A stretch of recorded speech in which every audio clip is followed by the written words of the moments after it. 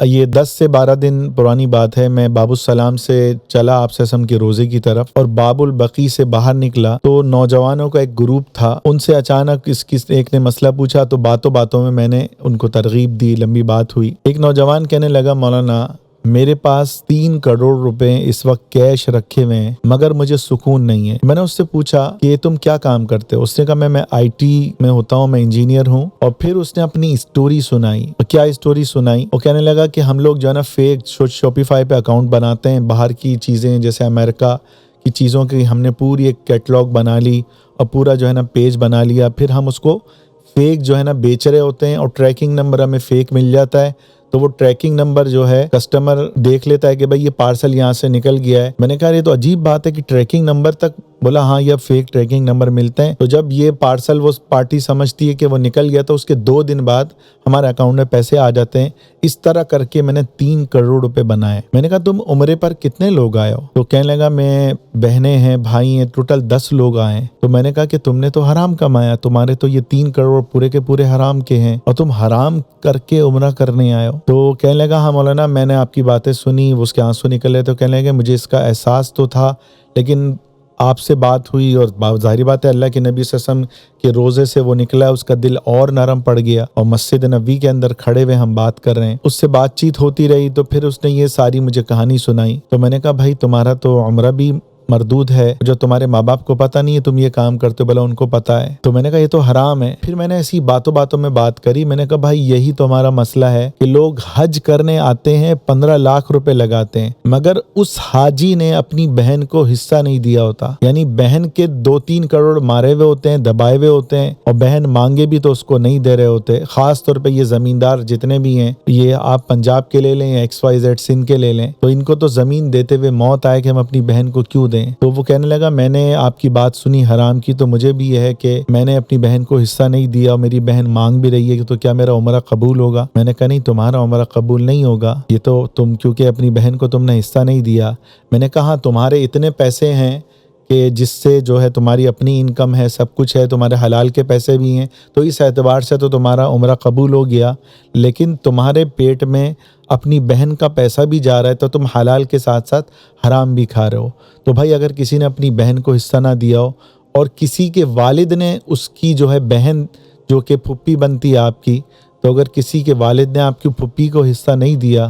یا پھپھو کہہ لیں، تو بھی گویا کہ آپ کے مال کے اندر حرام شامل ہے۔ اگر آپ کے والد دنیا سے چلے گئے تو بھی آپ پہ لازم ہے کہ آپ اپنے والد کے عذاب قبر کو کم کرو اور اپنی پھپھو کو حصہ دو۔ ہمارے ایک دوست ہیں، ان کے والد کا انتقال ہوا، ان کی 2 بہنیں تھیں اور ان کو کم از کم کتنے غالباً 12-13 کروڑ روپے وہ شخص چھوڑ کے مرا، تو 6 کروڑ لڑکے کے ہوئے اور 3-3 کروڑ جو ہے اس نے اپنی دونوں بہنوں کو دیے، گویا کہ اپنی پراپرٹی کا آدھا حصہ بہنوں کو دیا۔ تو بھائی کوشش کریں۔ پھر میری اس سے بات ہوئی، وہ کہنے لگا مولانا میرے دل میں بے چینی ہے، بے سکونی ہے، ابھی میں جرمنی جا رہا ہوں، میرا ویزا بھی لگ گیا ہے اور جو ہے میں وہاں بھی بڑے پیمانے پہ اس کو کروں گا۔ پھر مجھے وہ بتانے لگا کہ مولانا آپ حیران ہوں گے، ہمارے پاکستانی 2 نمبری میں اتنے آگے ہیں آپ سوچ نہیں سکتے۔ کہنے لگے میرے کتنے ایسے دوست ہیں جو کروڑ پتی نہیں ارب پتی ہیں۔ FIA والے ان کے پاس آئے، ان کے پاس اتنا پیسہ باہر سے آ رہا تھا فیک اکاؤنٹ بنا کے، تو بولا پھر وہ اکاؤنٹ چینج کرتے رہتے ہیں، الگ الگ اکاؤنٹ بناتے رہتے ہیں۔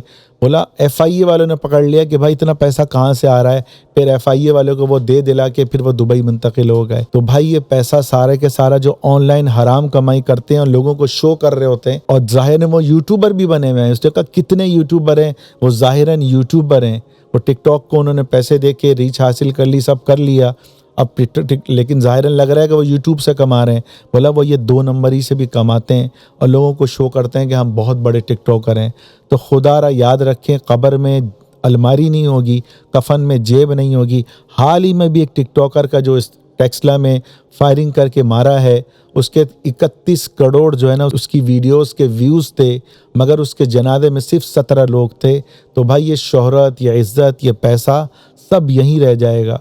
پھر اس نے کو میں نے سمجھایا، 2 قرآن کی آیتیں میں نے سنائی، وہ دونوں غور سے سنیں۔ آج اس سنانے کا مقصد یہ تھا کہ اللہ نے قرآن میں جو نیکی کرتا ہے اللہ اس کو کیا دیتا ہے، جو گناہ کرتا ہے اللہ اس کو کیا دیتا ہے۔ ان دونوں آیتوں کو سنیں اور اس کو اپنے دل پہ لکھ لیں۔ قرآن مجید میں اللہ فرماتا ہے من عمل صالحا من ذکر او انثی، اللہ فرماتے ہیں کہ جو شخص نیکی کرے گا، نیک اعمال کرے گا، چاہے وہ مرد ہو یا عورت ہو، اللہ کہہ رہا ہے فَلَنُحْيِيَنَّهُ حَيَاةً طَيِّبَةً، اللہ کہہ رہا ہے میں بادشاہوں کا بادشاہ یہ وعدہ کرتا ہوں، میں ضرور بالضرور، یہ عربی میں انا تاکید کے لیے آتا ہے اور لام بھی نون تاکید ہے، 2 دفعہ تاکید آ گئی، اللہ کہہ رہا ہے میں ضرور بضرور اس کو پرسکون زندگی دوں گا۔ اگر آپ نیکی کرو گے، صدقہ دو گے، غریبوں کی مدد کرو گے، اللہ کی قسم آپ کو سکون ہی سکون ملے گا۔ مگر دوسری طرف آپ گناہ کرو گے اور یہاں سے نیکی کرو گے تو یہ دونوں، ہمارے حضرت حکیم صاحب رحمۃ اللہ علیہ فرماتے تھے کہ دونوں دائیں بائیں کھڑے ہو جائیں گے، دونوں کو راستہ نہیں ملے گا۔ فرماتے ہیں دوسری جگہ قرآن میں اللہ کہہ رہے ہیں وَمَنْ أَعْرَضَ عَنْ ذِكْرِي فَإِنَّ لَهُ مَعِيشَةً ضَنْكَ،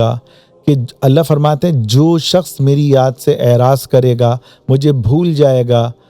اللہ کی یاد سے اعراض، اللہ کے ذکر کو بھول جانا، نماز سے غفلت برتنا، نماز ہو رہی ہے آپ پھر بھی نوٹ کمانے میں لگے ہوئے ہو، حالانکہ آپ کے پاس اتنا پیسہ ہے کہ آپ کی 10 نسلیں بھی اس پیسے سے عیاشی کر سکتی ہیں، مگر آپ پھر بھی آفس میں میٹنگوں میں لگے ہوئے ہو۔ اس سے بڑھ کے جہالت کیا ہے کہ جو اصل آخرت ہے آپ اس کو چھوڑ رہے ہو، آپ کے پاس اپنی ضرورت سے 10 گنا زیادہ پیسہ ہے پھر بھی آپ کی میٹنگیں ختم نہیں ہو رہی، یہ کیا ہے؟ حدیث میں آتا ہے کہ انسان کا پیٹ صرف قبر کی مٹی بھر سکتی ہے۔ تو اللہ کیا کہہ رہا ہے کہ جو مجھے بھول جائے گا، اللہ کہہ رہا ہے فَإِنَّ لَهُ مَعِيشَةً ضَنْكَ، یہاں بھی اللہ ان لائے تاکید کے لیے کہ میں ضرور ضرور اس کی زندگی کو تلخ کر دوں گا، اس کی معیشت کو بند کر دوں گا، اس کی معاش کو، بعض نے کہا دنیا بھی داخل ہے اور اس میں قبر بھی داخل ہے، اللہ اس کی قبر کو جو ہے تنگ کر دیں گے،